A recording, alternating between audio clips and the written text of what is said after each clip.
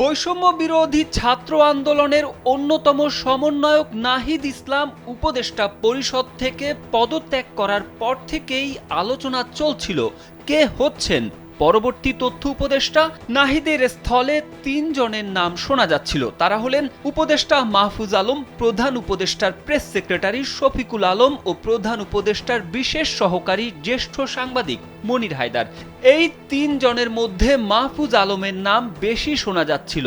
তথ্য উপদেষ্টা হিসেবে প্রেস সেক্রেটারি শফিকুল আলমকে বেশি পছন্দ ছিল প্রধান উপদেষ্টার, সেই হিসেবে তাকে অফারও করা হয়। শফিকুল আলম উপদেষ্টা হলে সরকারের মুখপাত্র হিসেবে মিডিয়ার সামনে বক্তব্য দেওয়ার দ্বিতীয় ব্যক্তি না থাকায় সেটি আর সামনে এগোয়নি। সম্প্রতি প্রধান উপদেষ্টার বিশেষ সহকারী হয়েছেন জ্যেষ্ঠ সাংবাদিক মনির হায়দার। তাকে মূলত প্রধান উপদেষ্টার নেতৃত্বে গঠিত ঐক্যমত্য গঠন কমিশনের কাজে লাগাতে চান ডক্টর ইউনূস। মনির হায়দারকে মাত্র ৬ মাসের জন্য সিনিয়র সচিবের পদমর্যাদায় নিয়োগ দেওয়া হয়, ফলে তাকে তথ্য উপদেষ্টা করার বিষয়ে সম্ভাবনা নেই। সেই হিসেবে মাহফুজ আলম তথ্য উপদেষ্টা হিসেবে এগিয়ে আছেন বলে মনে করা হচ্ছিল।